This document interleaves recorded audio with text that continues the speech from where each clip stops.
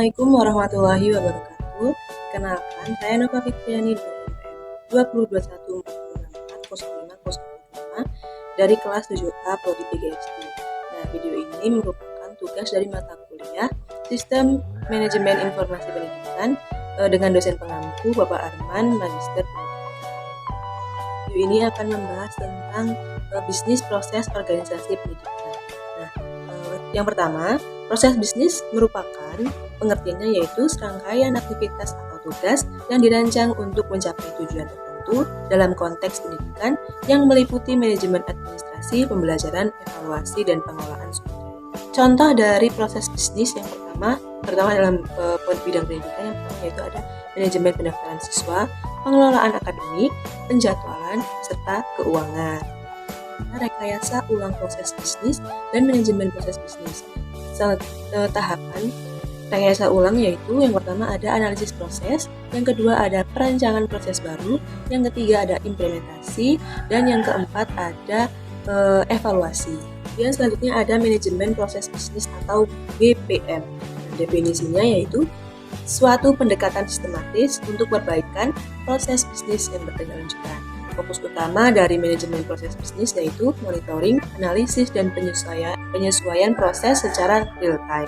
Kemudian ada manfaatnya yaitu peningkatan terhadap dan berkelanjutan dalam efisiensi. Jadi ada tekanan bisnis, respon organisasi, dan dukungan teknologi informasi. Nah, tekanan bisnis ini organisasi sekolah dapat menghadapi berbagai tekanan bisnis seperti persaingan, perubahan, dan pertumbuhan teknologi yang cepat. Kemudian respon organisasi yaitu organisasi sekolah harus merespons tekanan bisnis dengan strategi yang efektif.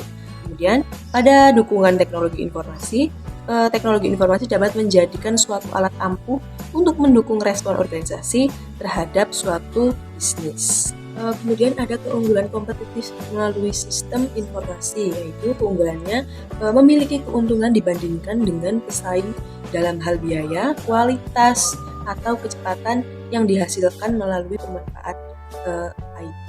Pada model 5 kekuatan Porter ini jadi bisa menunjukkan bagaimana organisasi dapat menggunakan IT untuk menghadapi suatu tekanan kompetitif dalam dunia pendidikan, terutama pada ancaman saing baru, kekuatan pembeli, dan kekuatan pengekspor.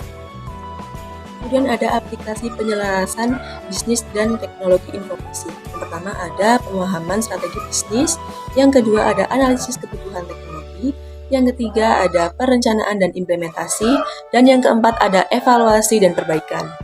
Nah, kesimpulan pada materi hari ini yaitu strategi keunggulan kompetitif dalam dunia pendidikan memungkinkan institusi untuk lebih respon terhadap kebutuhan siswa dan tren pendidikan yang berkembang.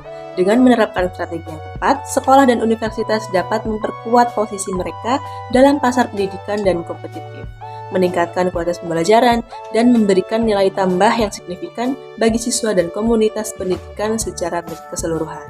Mungkin video ini cukup sampai di sini. Saya mohon maaf apabila ada kesalahan, dan kepada Allah saya mohon ampun. Terima kasih. Wassalamualaikum warahmatullahi wabarakatuh.